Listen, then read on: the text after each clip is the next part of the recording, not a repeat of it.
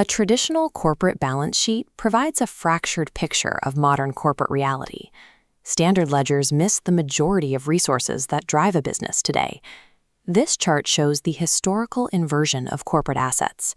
In 1975, intangible assets made up only 17% of an organization's value.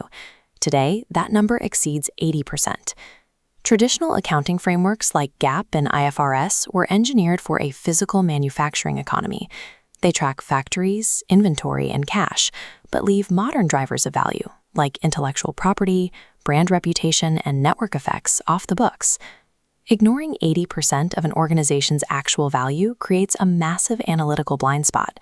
For the providers of financial capital, making investment decisions based on a fraction of the reality introduces systemic risk. To address this data gap, corporations historically relied on isolated corporate social responsibility, or CSR, reports. CSR reports are standalone disclosures detailing an organization's environmental and social initiatives. But siloed CSR reporting fails the financial sector. These disclosures lack consistency and comparability across industries, and they offer no direct mathematical link to capital allocation. Investors are often left with scattered narratives instead of actionable data. To solve this, the IFRS Foundation consolidated reporting standards into the Integrated Reporting, or IR, framework. This is a unified, principles-based standard designed to provide a single, comprehensive view of value creation. Before an organization can generate an integrated report, it must adopt integrated thinking. Integrated thinking is an internal decision-making and management process based on the connectivity among all the factors that affect a company's ability to create value over time. The integrated report reflects a reorganized internal data architecture, proving management understands exactly how their resources interact. This diagram illustrates the core structural model of integrated reporting, the multi-capital approach. It maps how a business interacts with its external environment. The framework expands the definition of resources into 6 categories, known as the 6 capitals. 3 of these are foundational. Financial capital is the pool of liquid funds available for production.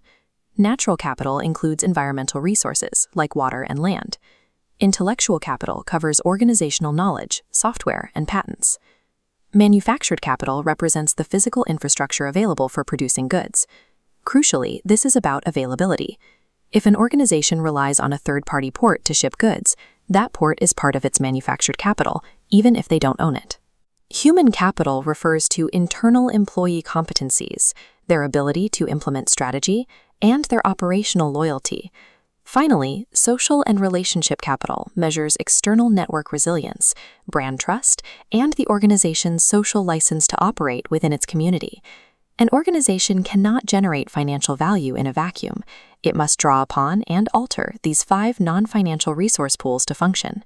The process begins with inputs, extracting capitals from the external environment. These inputs feed into the business model, a transformation engine processing resources under the organization's strategy. This engine produces outputs, the direct results of daily operations, including products, services, and waste. Traditional accounting stops tracking at the output space.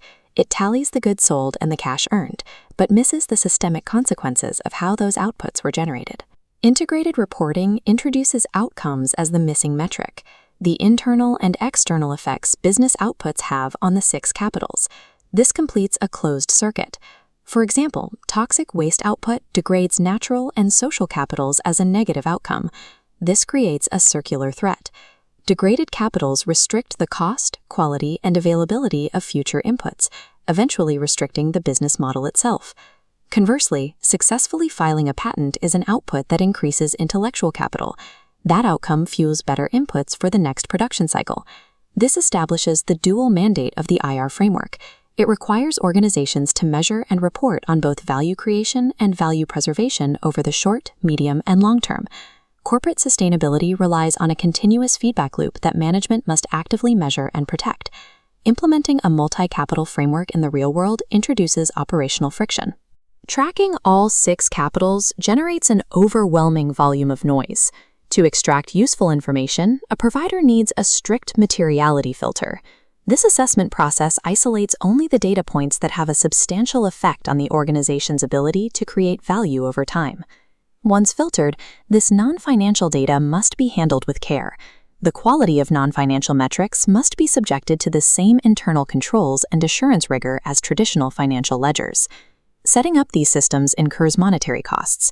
Organizations must fund the creation of new datasets, hire talent with specific analytical skills, and pay for independent assurance on the final report. Because of these hurdles, implementation relies on the tone at the top. The adoption of IR requires support from the CEO and the board of directors to succeed. Adopting integrated reporting is an operational overhaul. It requires different departments to break down silos and work together to produce a single, coherent document. The friction of adoption is justified by the internal return on investment. By linking financial and non-financial data, management achieves improved resource allocation and decision-making. Externally, transparent, assured multi-capital reporting provides stakeholders with a clear view into the value creation process, reducing perceived reputational and operational risk for investors. That reduction in risk translates directly to the financial bottom line.